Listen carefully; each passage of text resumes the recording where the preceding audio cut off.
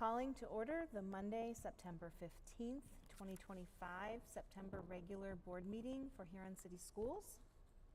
If you could call the... Mrs. Henners? Here. Dr. Lefay? Here. Mr. Rager? Here. Mrs. Mast? Here. If we could all stand for the Pledge of Allegiance, please. I pledge allegiance to the flag of the United States of America and to the republic for which it stands, one nation, under God, indivisible, with liberty and justice for all. Thank you. We need an approval of tonight's agenda. So moved. Second. Okay. Beth? Second. Mrs. Henners? Yes. Dr. Lefay? Yes. Mr. Rager? Yes. Mrs. Mast? Yes. Great. Item number 3 is our audience community comments. Mike, you didn't have any? Okay. Okay. Dr. Tapman. All right, admin reports. So we're going to start with our regular presentation. So this month is Huron PTO month. So President Tina Cook is here. She has a little PowerPoint for the board. It's printed out in front of you here. And Tina, if you can come up to that microphone, that'd be great.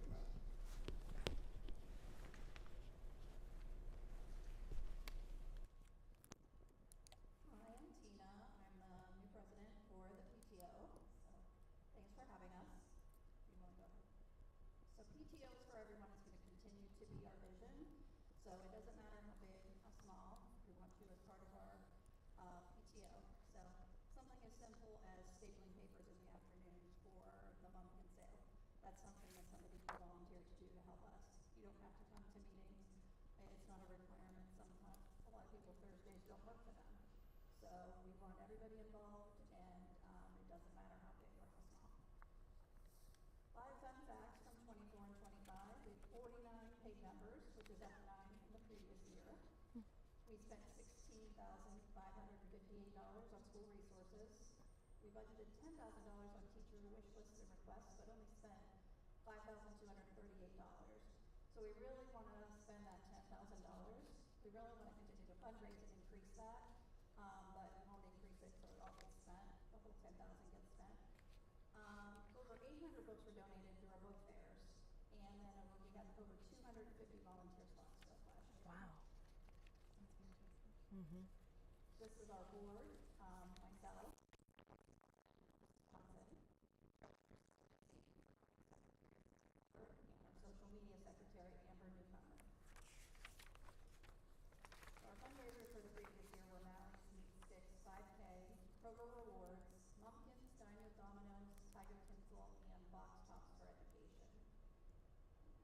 We're going to change a few things for this year. We've already gotten the 5K underway, where we increased our sponsorships from 2,700 to 5,500 this year. So we should see a nice return on that when we get the financials finished on that. Mumpkins finished today, so we'll have an idea where we ended up with that. I think we are short, but it is what it is. We are trying some new things. So we're going to have a spiritware sale, so for each school. Oh, nice. Dr. Tapman got to see that. So we're going to have Huron Tiger blankets instead of meat sticks this year. So in time for Christmas. Nice. Also Tiger Tinsel, Mally's, and we're going to go back to the regular candy bars for Mally's. Box Top for Education, we're going to put some informational material out there for people so they can get a better idea how they can earn money for the classes. And then Kroger Rewards we've done, but I also found out Minor has a rewards program too, so we're going to tap into that as well. Can I ask you real quick, what is Tiger Tinsel? Yeah, so we used to use this company called Penguin Patch, and some of the items went up to $30 in cost to buy for parents, siblings, and such. We decided to create our own. Okay. So Missy Reinhardt, essential to our board, she's our teacher liaison this year. She goes out shopping and finds clearance all over the place, and the highest price we have in the shop now is $5. Oh, wonderful. So, Yeah. it's really great. Okay, that's great. School events, Tiger Tinsel, Special Persons Day, and then book fairs, and those two things go together. We are going to stop Literati and continue with Scholastic for both both book fairs, as they provide not only books, but the money we don't spend, we can turn into profit to spend in the school. Support Riverfest Parade, Ice Cream Social, Open House, you can see them all there. Rotary Trunk or Treat, our Red Kettle for the Salvation Army, which everybody has fun doing. Evelyn Bowers Dance, Woodlands Fun Day, Kona Ice for Seniors, and the kindergarten screening and graduation. And then we have appreciation for our teachers with their summer wish list. If they attend a meeting or volunteer at an event during the school year, they get a $100 wish list through Amazon. We also have teacher requests. Conference bank meals, which we upped the budget on that to make everybody a little happier and less hungry this year. And then volunteer recognition, teacher appreciation, board appreciations, thank you, and PTO scholarship. And then our meetings are the second Thursday of every month, 6 to 7, Woodlands Elementary Library. We have guest speakers, and then we have teacher requests. I would love for one of you, if you're interested, to come present at a meeting. So right now we have October and November booked, but if somebody would love to come, feel free to shoot me an email, and I would love to have you. Great. And that is everything. Thank you. Wow. Thank you. Thank you for all PTO does for the schools. It's very essential. Thank you. Okay, yeah, thanks, Tina. And yes, I was at the 5K on Saturday night. It was a great event. The weather was perfect. With the overcast, it made it feel darker than than it was. But it was a good event. Everyone seemed to have fun and raised a little bit of money, so that's good. Next on the reports is our student liaison. He's out on the soccer field, so he's at Edison competing. So we can move on to Julie. All right, good evening. Today is the day that our state report cards were released officially. We've been watching, as you know, waiting to see how those final scores came in. And you'll see coming out on social media, it might already be out. Jen's working on a press release for us, but the district did achieve again a 5.4 star rating, and that includes a 5-star rating in graduation. Super proud that our attendance rate is up 3.2% over last year. It's up to 94.7, and our chronic absentee rate has dropped to 10.6%. So both above and below the state averages, so we're grateful for that. The high school did pull it out, and they are a 5-star again for a 3rd year in a row, one in a 4-county radius. So we're excited for them, and their progress and graduation ratings are 5 stars. McCormick had 4 stars in their achievement rating and overall 3.5, while Woodlands had a 4.5 overall rating and achievement of 5 stars. So again, Jen will be putting this out on our social media, but we're just excited and happy for all the hard work that's paying off on all the things that our staff and students are achieving. So tonight, further down on the agenda, you'll see a request for approval for College Now. This is a new service that we'll be hosting at the high school out of the counselor's office with Tim's oversight. James and I had been in contact with them, set up the meeting. They couldn't have been nicer to work with. They're based out of Cleveland, and we'd be the farthest west that they'd be in a school. They don't have anybody past Lorraine. So new territory for them, but they are ready to go. The contract is for 20 days. Things that they would be doing, test preparation for the ACT, looking at college exploration, application, enrollment type topics with students, looking at college affordability, and then also too, something that got Chris Shirley and I both excited, are scholarship opportunities for students. So opening another door there. So we thought we'd dip our toes in with their minimum contract is 15 days, but looking at the calendar and seeing how busy fall gets right off the bat, they're ready to start tomorrow, if this were to be approved, and get their folks in with us. I will say they are not counselors, they are advisors and mentors. So, and that's where we thought that could help out that high school counseling office to do some of these things that are specific to that college, career, military, and workforce readiness piece. So, Is it all virtual? Or no, are they're in they'll person? be here. Yes. Okay.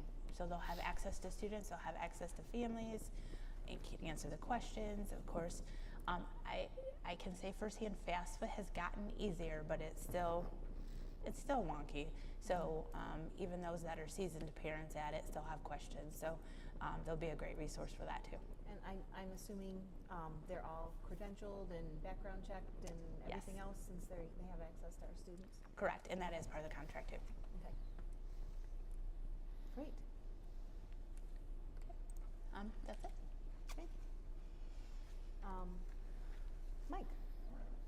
So financials you have are through August 25. The revenue for all funds and general fund revenues is at 35%. We did get all of our fall collections, tax collections, so that's why there was quite a jump in that. We'll have some others come in October, November, like the rollbacks and stuff like that, but that was a lion's share of what we're collecting for the fall. Expenditures are running, we're supposed to be around 17%, we're running a little low. Basically, 14% on all funds. The federal funds were a little late, so we got to go back and do some coding on that. So that you'll see that number jump up a little bit, but nothing out of the ordinary. Donations, $5,958.60 for various athletic programs and scholarship fund. Item C is the appropriations. These are the updated ones from what we passed in June. I'm thinking that this will get us, I'm hoping that this will get us to maybe the following next June when we do the final ones, but I think that these amended temporary should work for quite a while. Okay, so the forecast. So, House Bill 96 shifted some things, mainly the timing is one of them. So now, this year is the only year it's due by October 15th. That's why we're presenting it tonight, because our October board meeting's after the 15th, so I want to get in this month. In the future, it'll be due by August 31st and February 28th, or whatever the last day of February happens to be that year. So the next one I do will be in February instead of, we're used to May, it's shifted now. So that's one thing. And then the other thing is, it's not a 5-year anymore, it's a 4-year. So we have 3 years of historical data, the current year, and then 3 years projected out. So that's why we're seeing this go through fiscal year 29. I was expecting it to be through fiscal year 30, and fiscal year 30, just to keep everyone in the loop, is when the $400,000 emergency levy will fall off, and then the following year is when the $2.7 million emergency levy will fall off. So that's just something to keep in mind. It's not really showing on this forecast, but it's something to keep in mind. So I did run added fiscal year 30, and in 30, we're only getting half of that, so only 200,000 of it actually falls off in that fiscal year, and the other 200,000 is in the other fiscal year. So it didn't really affect a ton when I was looking at it. It's not on here, I just kind of wanted to bring that up. As far as projected revenue over the course of it, I went very conservative with the large increase that we've seen in 24, so I went real conservative on that.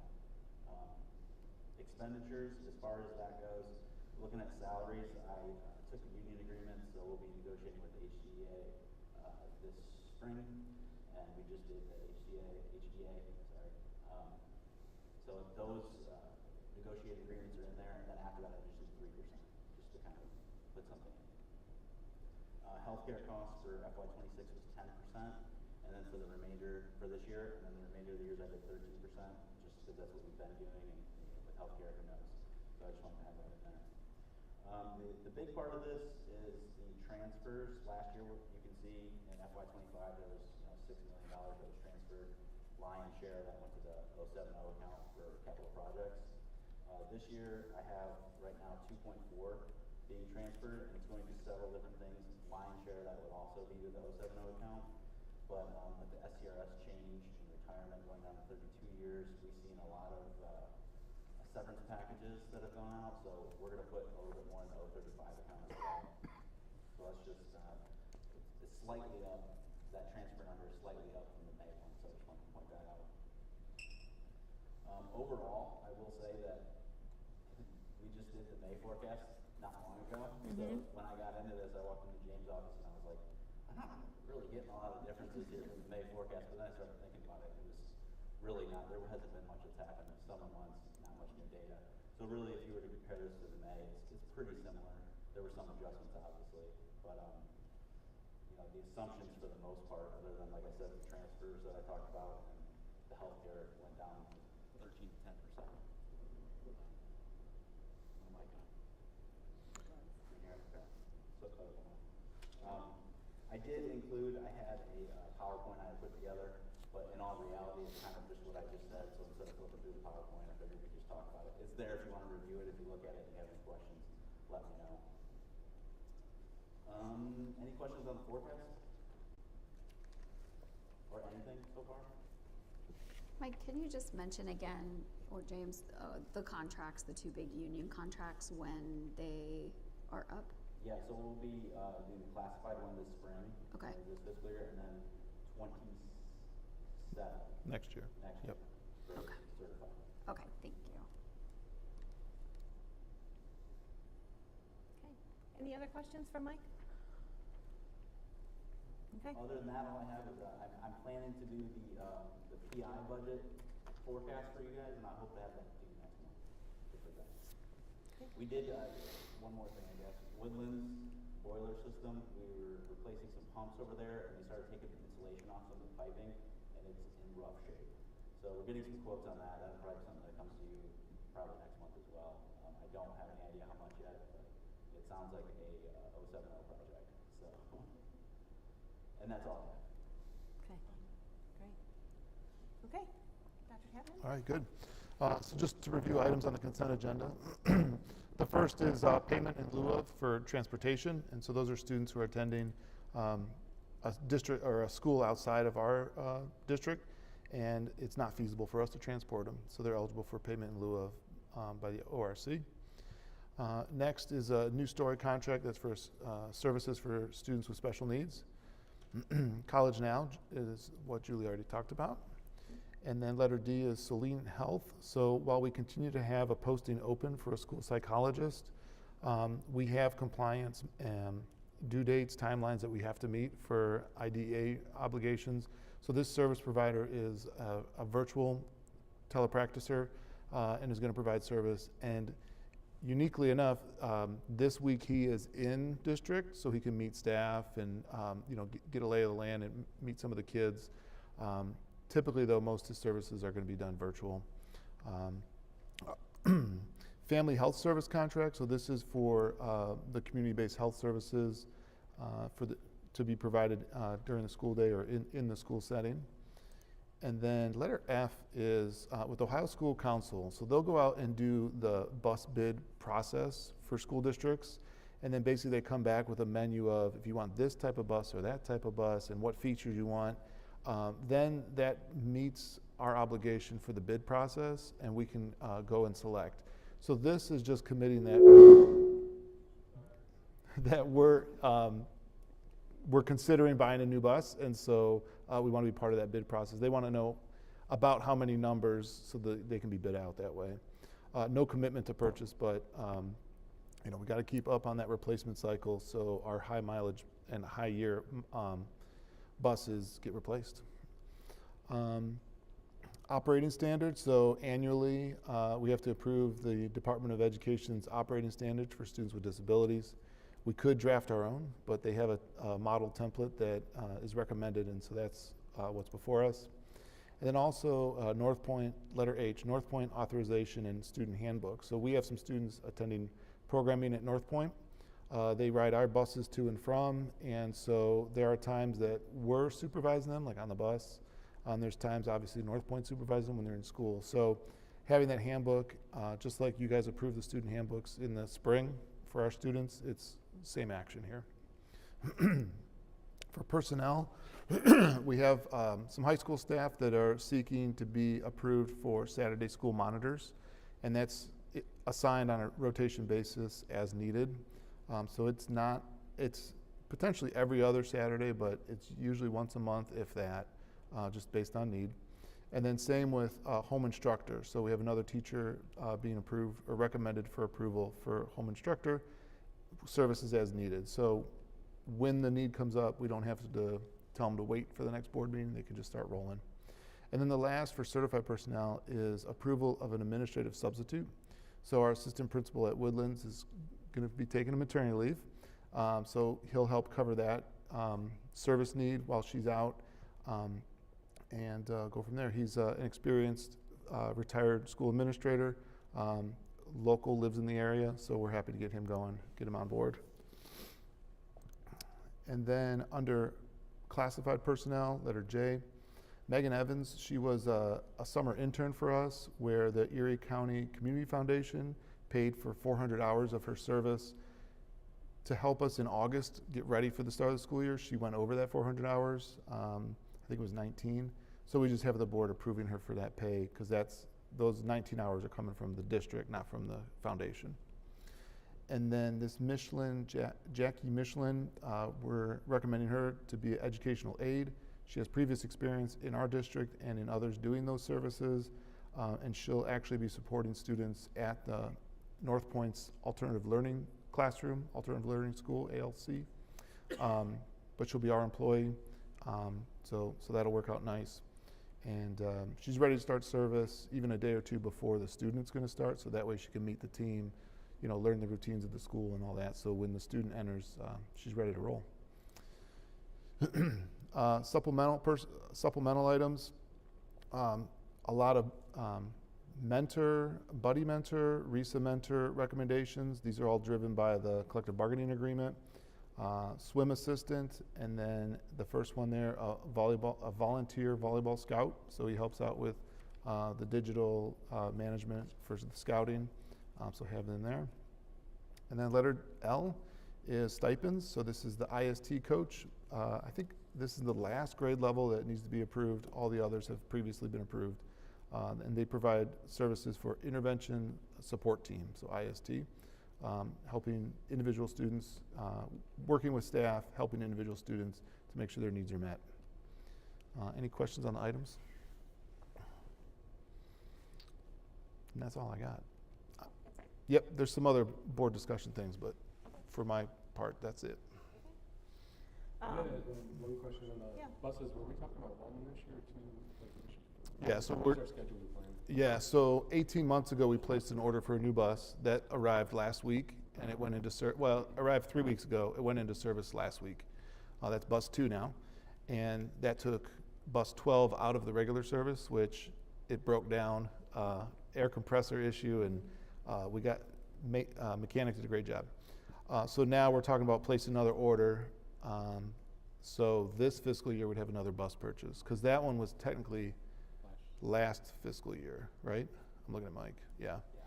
So, and then really the expenditure, we don't pay until we get it. So it might not be until next fiscal year we're actually receiving the bus. So that's Mike's job to figure out the money carryover thing. But yeah, yeah, so is that? Yeah, I was just wondering, I thought that we said there might be a year you wanted to do 2 buses. There could be.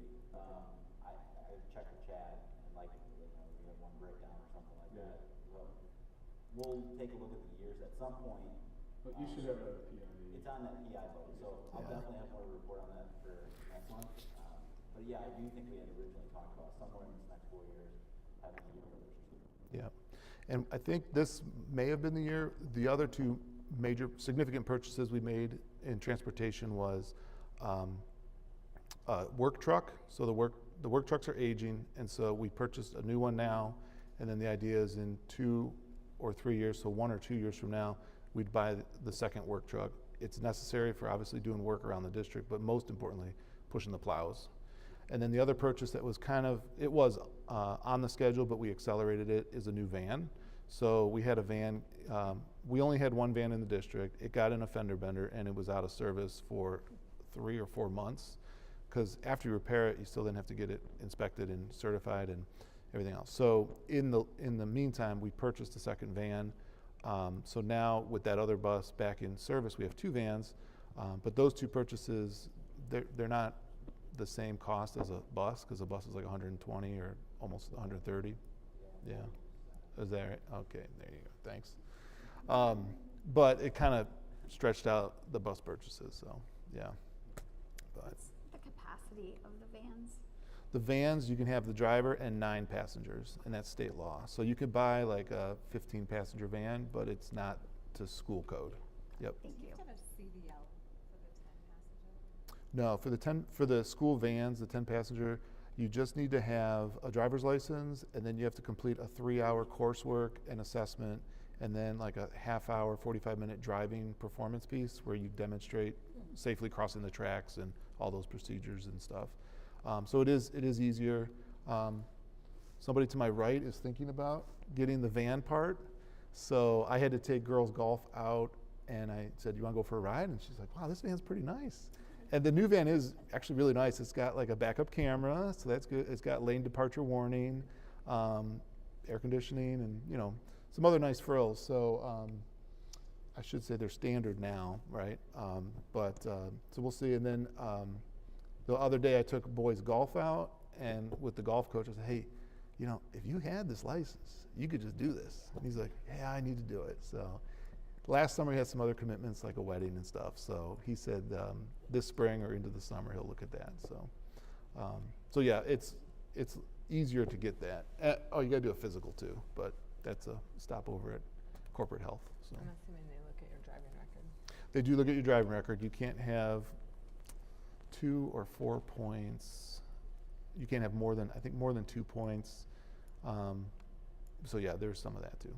Yep, for sure. So, any other questions?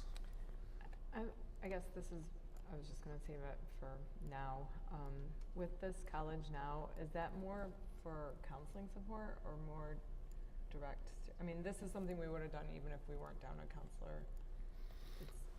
I would say yes. Our counselors are expected to do the work that these people are doing.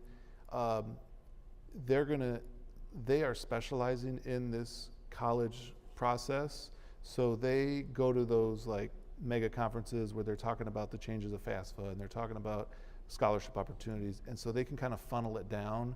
And so while our counselor is tasked with many other things, this person is going to be focused on that.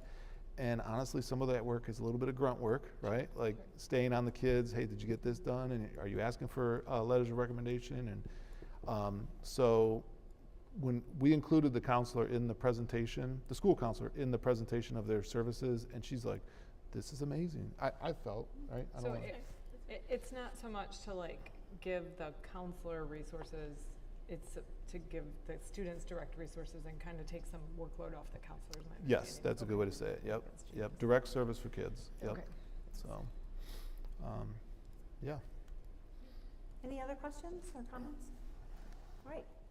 We need a motion to approve the consent agenda items under sections 5 through 7, please. Second. Okay? Mrs. Henner? Yes. Dr. LeFay? Yes. Mr. Rager? Yes. Mrs. Hartley? Yes. Mrs. Mass? Yes, thank you. Okay, item number 9.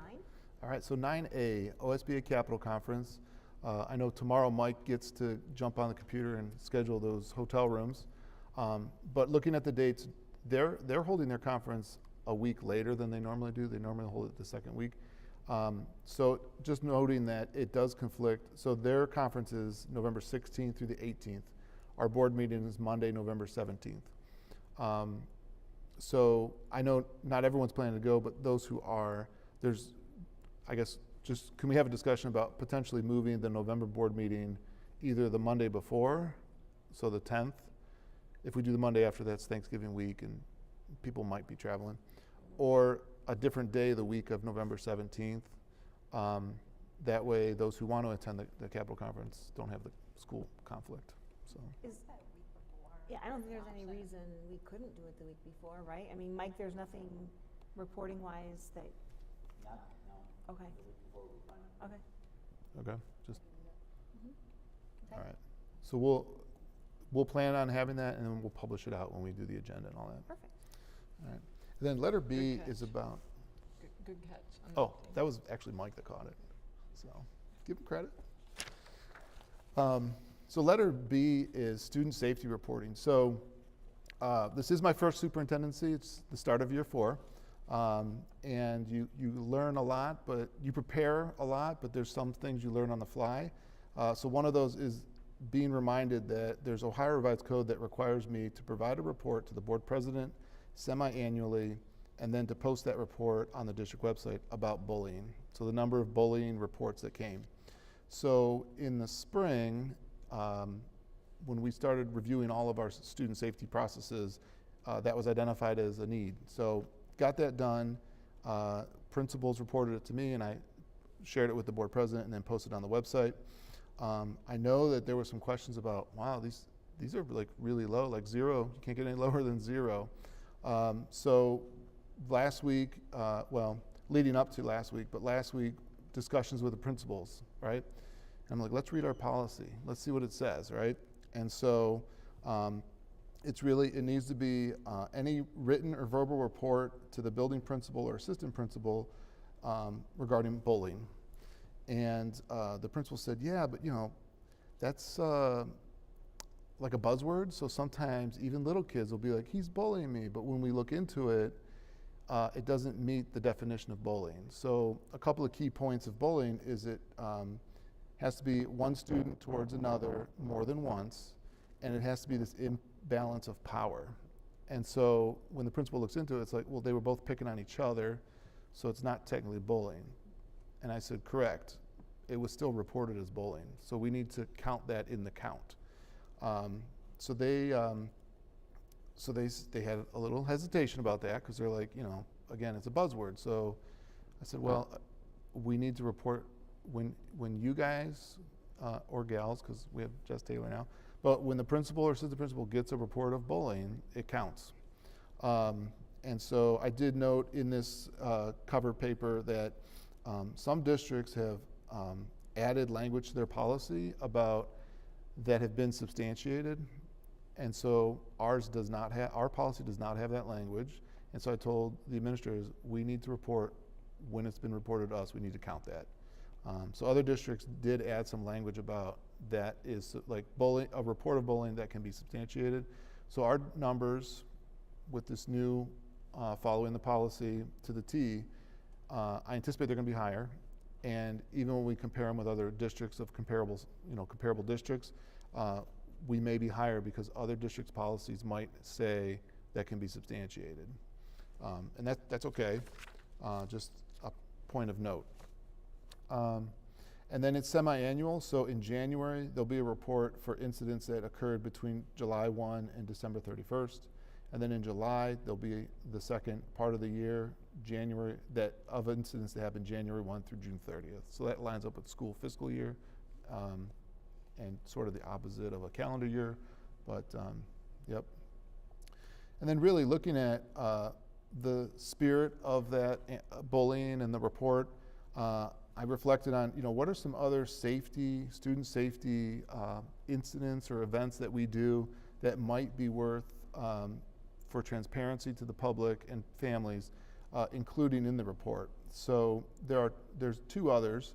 Senate Bill 29, which is like the internet safety, talks about when schools access school-issued devices to monitor for student safety threats, lost devices, or court orders, we have to issue a notice to the parents within 72 hours of us accessing that device. So that number district-wide will be reported. We've already got a few of those this year. Sorry, I'm looking this way, but yep. And then the other is we do have in all the buildings and district-wide threat assessment teams. And so threat assessment teams, when there's a risk of student self-harm or harm to others, will run through this research-based threat assessment tool to determine what degree of threat it is. In this handout, it includes the 4 outcomes, which would be not a threat, transient threat, substantive threat, and then a very serious threat. So again, semi-annually, we'll be reporting district-wide the number of threat assessments conducted. So not the outcome, not who they are, not what we're doing as a result of that outcome, but just the number of them we're doing. And so that's, again, to be transparent with the public, be transparent with families, and then balancing transparency with privacy. We're bringing that up to the district level for those 2 reports. And then also looking at, even at the district level, if we had so few reports that someone could say, oh, I know about that one, right? Looking at other data reporting, specifically from the Department of Education, in their subcategories, if there's fewer than 10 students, they don't report that subcategory. So again, if there's fewer than 10 events, so if there's fewer than 10 threat assessments in that 6-month period, the number won't be reported, it'll just be an asterisk to show that we had, something less than 10. And that, again, is just to provide that layer of privacy for students who are involved with that. But are there any questions about this or thoughts? I mean, it's really open for discussion, so. On the issue of like substantiated versus unsubstantiated, I'll start with bullying, but I guess it could fit into any of the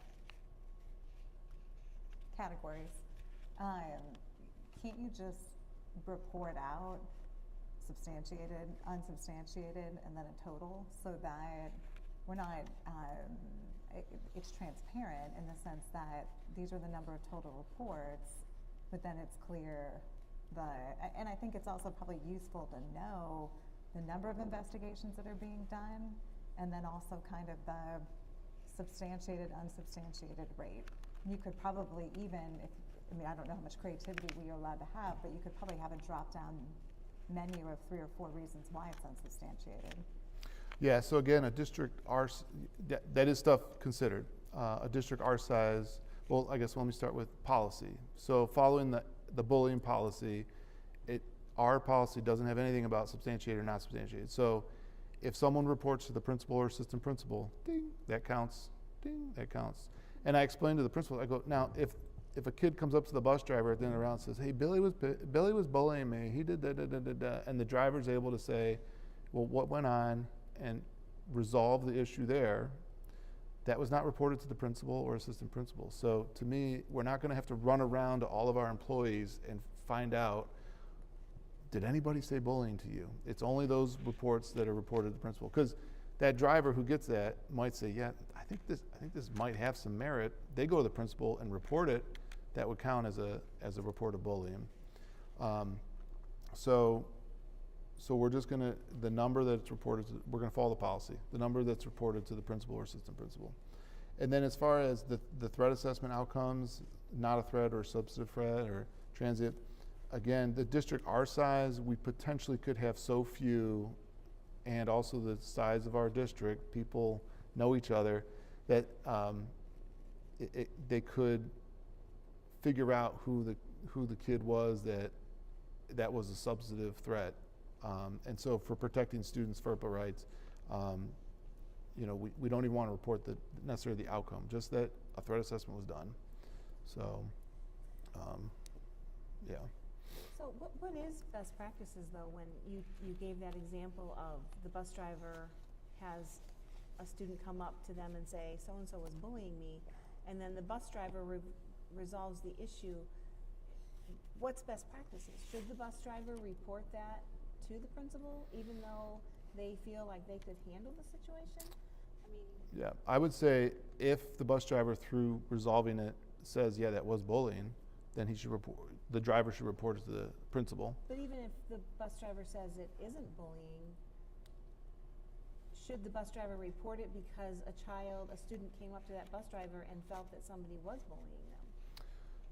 Right, so I think. Isn't that kind of a subjective thing for the bus driver to say, well, yes, he is, no, he isn't? No, because bullying it's clearly defined in the policy and in the law, and it is about an event that happened more than once, more than one occurrence, and it's really the imbalance of power, right? So if it's a middle schooler picking on, because a bus, you have middle schoolers riding with elementary, there's potential that there's that imbalance of power, right? And like if the middle schooler did it once and the bus driver said, hey, don't do that again or it's going to be a problem, and the middle schooler responds appropriately and doesn't repeat it, it doesn't meet the definition of bullying. So it's just, and we talk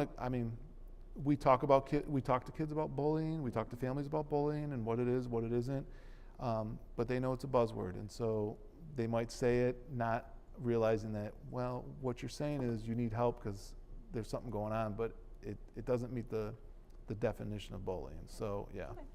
Yep. All right, if I can, I'd like to offer just to take like a quick benchmark with, you said that there's other districts that approach the policy different and then the reporting follows as different. I guess I'd just like to take a look as part of the policy committee or whatever of one, that what we have now is what aligns with, I think, what our goals are. Because like you, I'm a little uncomfortable with the idea of gatekeeping at like that there's not some sort of, and maybe there is, I hear what you're saying, there's a policy and a definition, but we've seen in practice over the years, sometimes folks are gatekeeping issues that they shouldn't be gatekeeping at lower, whether it's a coach, whether it's, and that concerns me if it's never making it to the principal, things that arguably should. Yeah, and I would say we definitely can review policy and take a look at that. In the student handbooks, it says students and parents may file a written or verbal report with the building principal or assistant principal. So if a kid is on a sports team feeling like they're getting bullied and they're going to the coach for help and they're not getting the help that they're seeking, they can escalate that to the building principal or assistant principal, and then that helps mitigate the risk of like a gatekeeping of wrongdoing. So. Yeah, my concern with trying to do a breakdown, understanding how small it is, but if we try to break down what's substantiated and unsubstantiated, I think sometimes like when we think of a Title IX, for example, like it's a really high threshold. So like we take a report, we do an investigation, but whether there's a finding, because there is like this threshold that has to be met to technically make a definition. And I feel like if we just report what is reported to us and we reflect that work, that like we're hearing the families, we're doing the investigations, I feel like to me that is what meets the spirit of being receptive but then also responsive to what's going on. I have a little bit of a concern that if we start saying what's substantiated and unsubstantiated, that if there is a higher threshold based on law or a policy of what meets the definition, families start saying nothing is substantiated, nobody is listening to me. Like that's just like a little like devil's advocate thing that plays in my head. Right. That I think to me would have the opposite intent of trying to be open and documenting and showing the work that the district is doing. And part of that work is being open to hearing these complaints from families and from students. Yeah, correct. Is it beneficial for the district to? Is it beneficial for the district to educate our parents on what is a substantiated and unsubstantiated bullying report? Yeah, I think that's so there's no gray area, and parents know this is what our policy says about this, and it may help them to better understand why some things aren't reflected in a report. Yes, yeah, I would say educating all the stakeholders, students and parents included, is a best practice, and we should make attempts to do that. I believe our principals do it, like open house and things like that. But we can review what we've done and where we can do that more purposeful or with more intention. And definitely, like when you have a parent who's upset about something that happened and they're, in the office, I don't want to say screaming, but elevated, talking about bullying, that's really probably not the best time to give them the textbook definition, right? Because they're focused on their kid, and Right. But I think so. just as we've talked about keeping student safety in the forefront for our teaching staff and everyone who's at the school, I think bullying, falls under student safety. It does. And so I think regularly educating parents about bullying and what it is and what it isn't, and keeping that in the forefront, then when, Joe Schmo comes in and he or she is upset because they feel their child has been bullied, maybe they will have more information to say, I have all this information and this is what has been happening. Right. Just so parents have the ability to know what it is and isn't, because I don't know that everybody understands. Right. I don't know that and again, I'd like to benchmark this a little bit, or if you, Julie or James, if you have other resources out there, but the imbalance of power to me is a massive gray area, because we know, I have a high schooler, like social power it's a thing. And Yep. so to be like, well, you're in the same class, so no imbalance of power, so no bullying, that just doesn't reflect the like reality of what bullying can be day to day for our students. So I mean, I think if we want to be honest with and like promote this as a student safety issue like that, those types of terms to me are not adding clarity, they're creating like murkiness on, you know, on something. So again, maybe that's the best we can do, but let's dig in and find out, because we know that this issue is like, we hear it all the time that we have a bullying problem. Right. And if the report comes back and says there's 0 bullying in one of our 3 buildings, I think we all know that's just simply not, possible. Right. Yeah, and my example of the kids on the bus probably isn't a fair one as far as for the imbalance of power. The imbalance of power would be like, he called me a name. Okay, and then as the principal digs into it, it's like, well, yeah, he called you a name after you said something rude about his parent, right? So that's like where it's like, lacks mutuality. right. Right. Whereas, yes, whereas like, he called me a name, every time I come in, he calls me a name. I don't even talk to the kid, and he keeps calling me a name. That is an imbalance of power, where the kid is just bullying that other kid.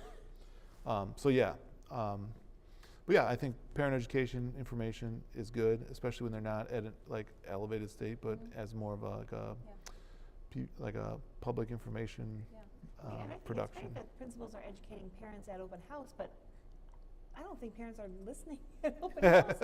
I mean, not to be rude to our parents, but they're so excited about their Yes, they kid are. going in and meeting their teacher, and they're seeing, you know, their adult friends, and some of that stuff goes in and out. And I think educating an open house, okay, but it needs to be continual. Yeah. Yep. All right. Any other thoughts on the student safety reporting? So the first report we'll see is in January. Well, the first with the new understanding would be in January. Okay. So the next item is district communication. So in the last probably 6 months, my office has been tested with communication, right? Continuing to be transparent and informative to stakeholders while not oversharing things that can't be overshared. And so always reflecting and working to improve self. I found 2 articles. The one was specifically authored for superintendents, tips for superintendents to communicate effectively in the community. And just to, I guess, talk about highlights from it, I'm obviously not going to read the article, but there were 5 ways you could better communicate, ensure your communicators proactive and more often than reactive. So just as a reminder, started last year with our communication consultant, monthly building newsletters, district newsletters. We've also been more proactive with press releases to celebrate and provide facts about different events that are happening in the district. We're working to use various platforms. So we have obviously our website and email, text messaging, and then social media. We're trying to reach people on the platform that they preference. So looking to work on that. The next, number 2 was leveraging multiple communication channels. So again, talking about social media, and then also even communication in the form of community committees. So last year we had a community committee for facilities. We also had a community committee that included community members, the facility naming committee. So it had staff input and community input. And then in the article it talks about alternative ways, even the digital board at the high school. That's a creative way to promote events that are coming up and focus on those. Be sincere is number 3. So I try to use consistent terms that reference back to the board strategic priorities and the district's strategic plan. I continually write to staff and parents about creating an environment that's safe, welcoming, and supportive. When I came in 4 years ago, I introduced the hashtag #OneHuron, and include terminology related to like with Tiger Pride, right? So trying to instill those that sense of district and community pride. And then collaborate. It says collaborate with other entities in the community. So we do have a weekly community flyer. Those are all emailed out on Thursdays digitally. That was one that when I came in, it was on the heels of 2020 where every day you had to send that notice of something. And people's feedback was like, we blocked the email. We're not paying attention to that. So I said, we need to be mindful about filling people's inbox, right? So they know once a week on Thursdays, they get all the community flyers, all the district flyers. If they peruse them, great. If they don't want or don't have the time or don't care, they can just hit delete. But they're not getting inundated with different community flyers and everything else. So, and then the last would be think outside the box. I continue to remain open to creative ways to share our story, to tell the successes of Huron. One example would be Stride Mobility has that digital sign on Route 2, and they were generous, allowing us to promote Student of the Month, different highlights like that, until I think it was Department of Transportation contacted them and said, you're not a billboard, you're a marquee for your business. Only businesses attached to that property can be on the board. And they even said, but it's for community. They said no. So unfortunately, we agreed, but we had to back off that. But the other really outside the box thinking is on our website, we have posted that community feedback link form. Any email that I send in my email signature, there's 3 things that I think make me connect with the community. One, my cell phone. It's right there in my email signature. You can call it, and most times I answer or I call you back within 24 hours. The other is that community feedback form is linked right on my email signature. It's there. And then the third is my appointment calendar. So if you want an appointment with me, you just jump on that appointment calendar, grab a 20-minute window. When I find out if we need more than 20 minutes, I'll expand our appointment. And then the last, which isn't necessarily about, well, it is about communication. I have the Ohio Safer Schools hotline right in my email signature. So it's also on the website. But again, that communication is right there. If someone emails me, I'm responding to them. If they email me and they don't get a response, they should probably call because it might have gone to spam. That happens. So that was, I found this article informative and kind of reflecting, confirmed or affirmed some of the things we've been doing, and then gave me some ideas for others. The other article I had, Terry Morgan from OSBA, I'm sure you guys remember her. Mm-hmm. I reached out to her and said, hey, you got any good articles about communication? So she sent me this one about establishing a key communicators network. And so what is it? You set up key communicator network. They're the leaders who establish a solid two-way communication among organizations and their public. The key communicators agree to disseminate accurate information and correct misinformation about school systems, and they immediately report misinformation or inaccuracies to school officials. So this article was really like kind of a how-to for school, because it's OSBA, so school boards, on how to design and initiate and then implement a key community network.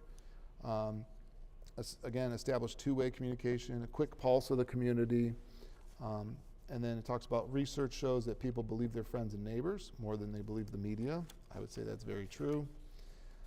And they recommend it should be a representation of the different demographic segments of our community. And when I think about our community facility group that Beth and Chris led last year, that hit the mark as far as we had a diverse group, parents of kids in the district, kids not yet in the district, alumni, senior citizens, business owners. So it was a good diverse makeup. I just shared that article. I don't know if there's more discussion, but yeah. So was the key communicator group something, James, that you were interested in possibly trying to form, or? Yeah, so I bring it tonight because again, it's the last 6 months we've had some communication challenges or opportunities, and I mean, that resource, it's written for a board member, so I share it for thoughts. We can, I mean, I'm all about communication, so if that's something that as a board, the board feels the district should be continue to refine and develop, then that work can commence. If you want more time to digest it and we circle back next month, that's fine too. So I think digesting it and reading it and talking about it next month, I think something like this would be really key when we're talking about levies and bond issues, things like that. And you and I spoke when we did the agenda review that I think it's paramount that you really screen and pick your right communicators. yes, Because it could really go rogue quickly right. if you don't. Right. Yeah, and sorry. Yeah. And I do think, speaking about the other document you gave us, I think, PTO, they have a great pulse on what parents are thinking, what parents want. We don't do it now, but maybe something in the future would be to have PTO come every meeting and present and talk about maybe what parents want in the district or seeing, or the district could improve on. Yeah. I think that's why they're here. Why not use this group of parents that are meeting? So Yes. it just seems like a really easy reach.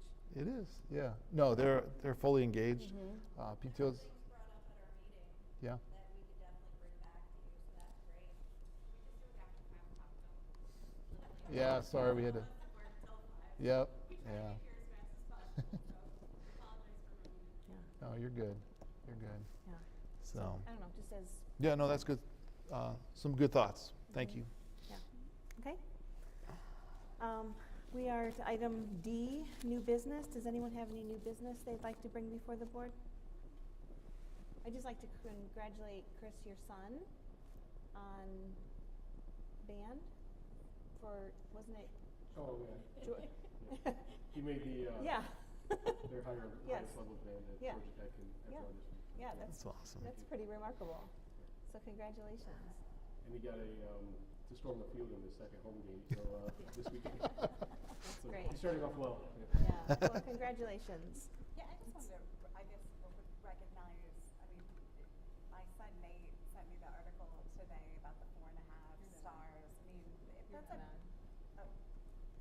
I just wanted to recognize, the 4.5 star rating. I know that Tim was dead set on the 5-star and got it.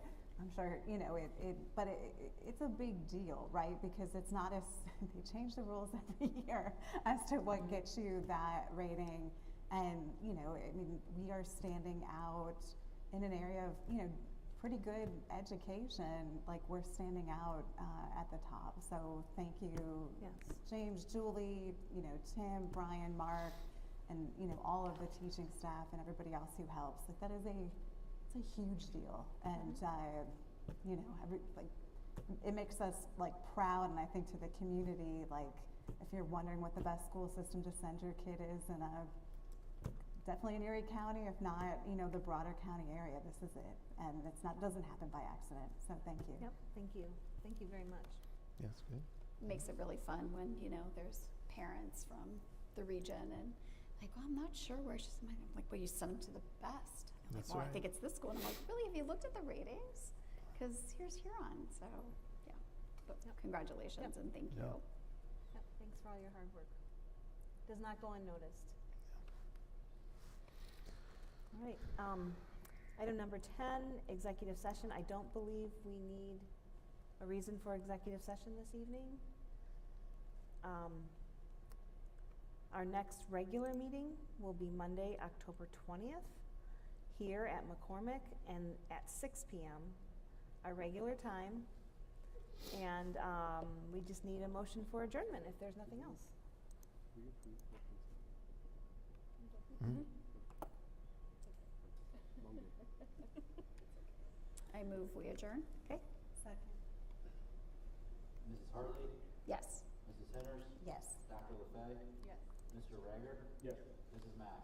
Yes, thank you.